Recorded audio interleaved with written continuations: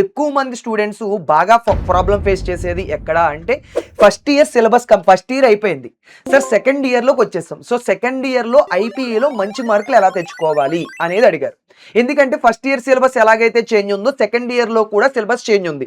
ఎవరికి? ఏపీ వాళ్ళకి. So AP వాళ్ళకి సెకండ్ ఇయర్ సిలబస్ చేంజ్ అవడం వల్ల ఐపీఏలో ఎలా మంచి మార్కులు తెచ్చుకోవాలి అని ఇప్పటి నుంచే ప్రయత్నిస్తున్నారు. వెరీ గుడ్ అమ్మా, అది ఇప్పటి నుంచే మీరు ఆలోచించడం వెరీ గుడ్, కరెక్టే. సో సొల్యూషన్ ఏంటనేది నేను చెప్తాను. ఎలా చదివితే మీకు ఐపీఏలో సెకండ్ ఇయర్ ఐపీఏలో మంచి స్కోర్ వస్తుందని నేను చెప్తాను. ఓకే, ఇంకొంతమంది ఏమడుగుతున్నారు అంటే సార్ మా కాలేజీలో ఎఫ్సెట్ రిలేటెడ్గా కానీ జేఈ రిలేటెడ్గా కానీ ఆబ్జెక్టివ్ టెస్టులు పెడుతున్నారు సార్, ఆ టెస్టుల్లో మేము ఎక్కువ మార్కులు రాలేకపోతున్నాయి, ఏం చేస్తే మాకు ఎక్కువ మార్కులు వస్తాయి? ఓహో, ఎక్కువ మార్కులు రాలేకపోతున్నాయి, ఏం చేస్తే ఎక్కువ మార్కులు వస్తాయి అని అడుగుతున్నారు. ఓకే అమ్మ, ఆబ్జెక్టివ్ టెస్ట్ రిలేటెడ్లో మీకు స్కోర్ ఎక్కువ రావడానికి ఏం చేస్తే వస్తుంది అనేది కూడా నేను చెప్తాను. So don't worry. ఓకే, ఇంకో కొంతమంది స్టూడెంట్స్ ఏమడుగుతున్నారు అంటే ఈ ప్రాబ్లమ్స్ అన్ని స్టూడెంట్స్ మేబీ ఈ ప్రాబ్లమ్స్ నువ్వు కూడా ఫేస్ చేసి ఉండొచ్చు, ఈ ప్రాబ్లమ్స్ నీకు కూడా వన్ ఆఫ్ ద ప్రాబ్లం అయ్యి ఉండొచ్చు. సో సొల్యూషన్ ఏంటనేది క్లియర్గా చూడు, డీటెయిల్డ్గా చెప్తాను. ఓకే, ఇంకొక కొంతమంది ఏంటంటే ప్రాబ్లమ్స్ ఫేస్ చేసేది సార్ ఫస్ట్ ఇయర్ అంతా వేస్ట్ చేసేసాం, సెకండ్ ఇయర్ బోర్డ్ ఎగ్జామ్స్తో పాటుగా ఎఫ్సెట్ లాంటిది ఏమైనా మనం క్రాక్ చేయాలి అంటే ఎఫ్సెట్ లాంటివి ఏమైనా మనం చదవాలా? ఎఫ్సెట్ యొక్క ఇంపార్టెన్స్ ఏంటి సార్? ఎఫ్సెట్ మేము క్రాక్ చేయకపోతే ఏమవుతుంది, క్రాక్ చేస్తే యూజెస్ ఏంటి? సో అసలు ఎఫ్సెట్ మేము క్రాక్ చేయాలి అనుకుంటున్నాం, ఏంటి యూజెస్ అనేది అడుగుతున్నారు. అండ్ ఇంకొంతమంది ఆ ఎఫ్సెట్ని ఎలా క్రాక్ చేయాలి సెకండ్ ఇయర్లో? ఓకేనా, సిలబస్ మారిపోయింది, ఎలా క్రాక్ చేయాలి, ఏం డీటెయిల్స్ తెలీదు. సెకండ్ ఇయర్ ఐపీఈలో ఎగ్జామ్ ఫస్ట్ ఇయర్ అయిపోయి సెకండ్ ఇయర్లోకి వచ్చేసాం, సెకండ్ ఇయర్లో మేము గట్టిగా ట్రై చేస్తే ఎఫ్సెట్ను క్రాక్ చేయొచ్చా? ఎందుకంటే సిలబస్ మారిపోయింది, ఏమీ మాకు ఇన్ఫర్మేషన్ తెలియట్లేదు, క్రాక్ చేయొచ్చా అంటే మేబీ నీకు ఇవన్నీ కూడా ప్రాబ్లమ్స్కి సొల్యూషన్స్ ఉన్నాయి అంటే అన్ని ప్రాబ్లమ్స్కి కూడా సొల్యూషన్స్ ఈ వీడియోలోనే చెప్తా. ఫస్ట్ ఏంటంటేరా, సెకండ్ ఇయర్కి ఐపీఏలో నువ్వు గట్టిగా చదవచ్చా అంటే నేను ఆల్రెడీ నీకు చెప్పాను ఏ మోడల్లో చదవాలి అంటే ఐపీఈ పాయింట్ ఆఫ్ వ్యూలో చదువుకోవాలి. సెకండ్ ఇయర్లో ఐపీఈలో మంచి మార్కులు రప్పించాలి అంటే ముందు నుంచి చదవడం అనేది చాలా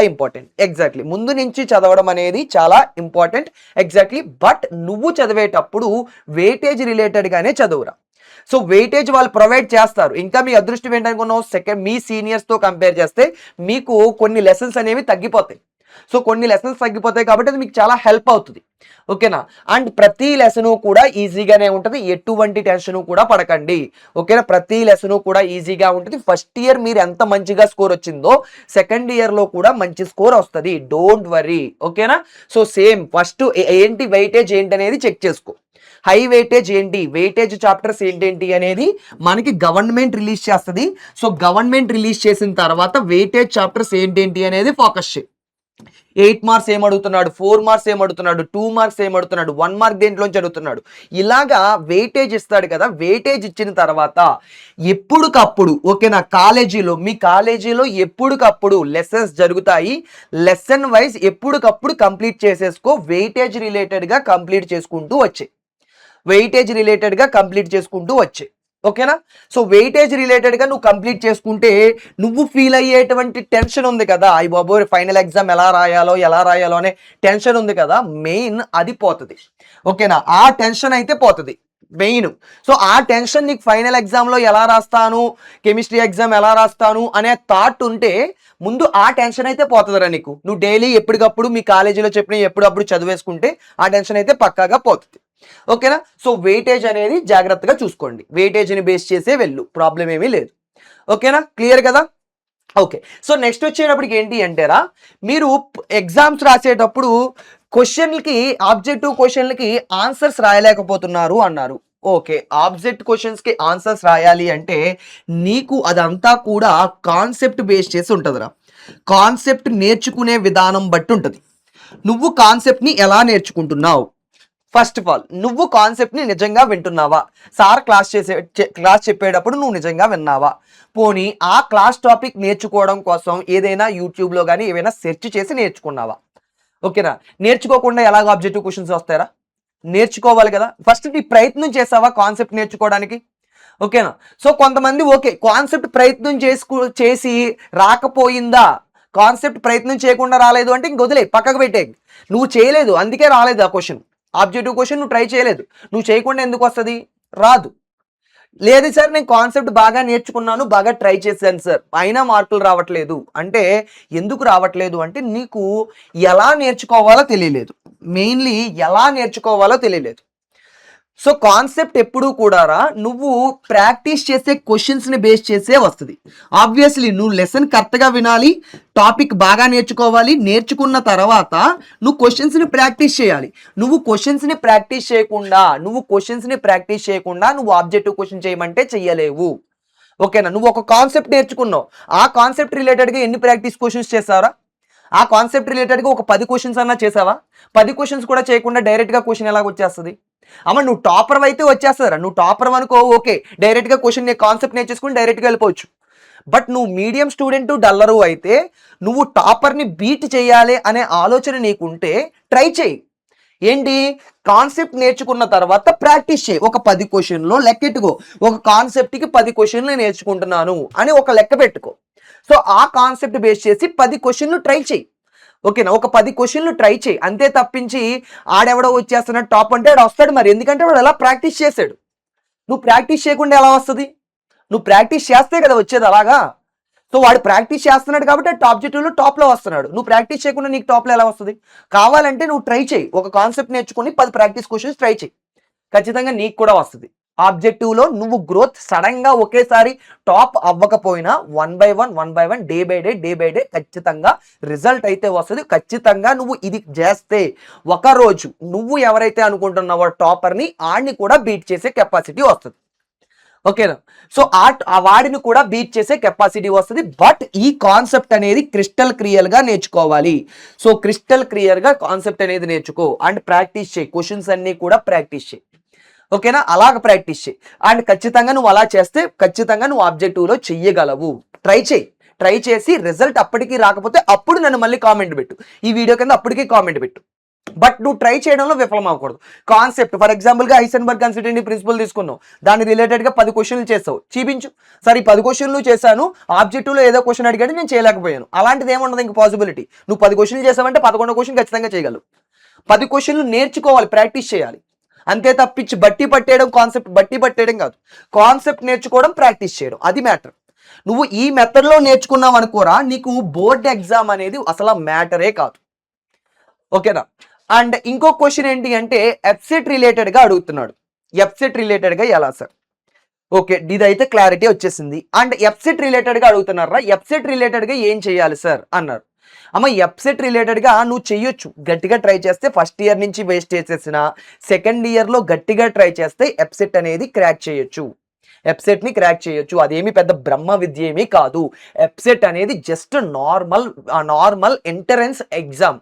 అంటే ఒక కాలేజీలో జాయిన్ అవ్వడానికి నీకు ఎగ్జామ్ పెడతాడు అంతే, ఒక just normal entrance exam. So అది ఎక్కువ మంది ఏంటంటే సార్ మా వల్ల అవ్వదేమో సార్ అనుకుంటారు, అది బాగా టాపర్సే రాస్తారేమో సార్ అనుకుంటారు. అస్సలు కాదురా. నీకు ఒకటి చెప్తున్నాను చూడు, బోర్డ్ ఎగ్జామ్ ఎలాగైతే నువ్వు ట్రీట్ చేస్తావో అంతే లెవెల్ ఎగ్జామ్ ఇది కూడా అనుకో. బోర్డ్ ఎగ్జామ్లో నీకు 1 మార్క్ క్వశ్చన్స్ ఎలాగైతే ఉంటాయో సేమ్ అదే మోడల్లో ఎఫ్సెట్లో కూడా ఉంటాయి. లెవెల్ ఏమీ పెరగదు, లెవెల్ ఆటోమేటిక్గా అంతే లెవెల్లో ఉంటుంది, నియర్లీ అంతే లెవెల్లో ఉంటుంది. నువ్వు బోర్డ్ ఎగ్జామ్లో 1 మార్క్ క్వశ్చన్స్ చేయగలుగుతున్నావు, ఆబ్వియస్లీ ఎఫ్సెట్లో కూడా గట్టిగా ట్రై చేస్తే వస్తుంది. నువ్వు ట్రై చేయి గట్టిగా. ఓకేనా? బోర్డ్ ఎగ్జామ్లో నువ్వు 1 మార్క్ క్వశ్చన్ చేయగలుగుతున్నావు కదా, సేమ్ అదే మోడల్లో ఎఫ్సెట్లో కూడా వస్తుంది. బట్ అన్నీ కూడా నీకు ఇక్కడ క్వశ్చన్ అండ్ ఆన్సర్స్ ఉంటాయి, అక్కడ అన్నీ కూడా ఏముంటాయి, అన్నీ కూడా ఆబ్జెక్టివ్ క్వశ్చన్లే ఉంటాయి. సో నువ్వు బోర్డ్ ఎగ్జామ్స్ రాయగలుగుతున్నావు, మంచి స్కోర్ చేయగలుగుతున్నావు, మంచి స్కోర్ రప్పించుకుంటున్నావు అంటే ఆబ్వియస్లీ నువ్వు ఖచ్చితంగా ఎఫ్సెట్ ఎగ్జామ్లో మంచి స్కోర్ రప్పించవచ్చు గట్టిగా ట్రై చేస్తే. ఈవెన్ నువ్వు బోర్డ్ ఎగ్జామ్లో 400 దాటింది రప్పించవచ్చు. ఓకేనా? గట్టిగా ట్రై చేస్తే వస్తాయి. సో అలాగా నీకు గట్టిగా ట్రై చేస్తే వస్తాయి. నువ్వు ట్రై చేయి.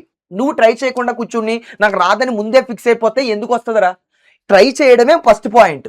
సో ట్రై చేయి ఫస్ట్, రావట్లేదు అనేది సెకండరీ. ముందు నీ గోల్ని నిర్ణయించుకున్న తర్వాత, నీ గోల్ ఇక్కడ ఉంది, ఎఫ్సెట్ అనే గోల్ ఇక్కడ ఉంది, ఎఫ్సెట్ అనే గోల్ ఇక్కడ పెట్టేసుకుని నువ్వు ఇక్కడ కూర్చుని నా వల్ల అవ్వదంటే ఎలాగవుతుంది? అవ్వదు. నువ్వు ట్రై చేయి, ఒక్కొక్క అడుగు ముందుకు వేస్తూ ఉంటే ఎఫ్సెట్ దగ్గరికి వెళ్తావు, క్రాక్ చేస్తావు. అంతే తప్పించి నువ్వు ఇక్కడ కూర్చుని నా వల్ల అవ్వదు అంటే ఇంక అవ్వదు మరి, ఎందుకంటే నువ్వు ఇక్కడే కూర్చుని అవ్వదు అని ఫిక్స్ అయిపోయావు. ఇంక ఇదే ఎలాగవుతుంది?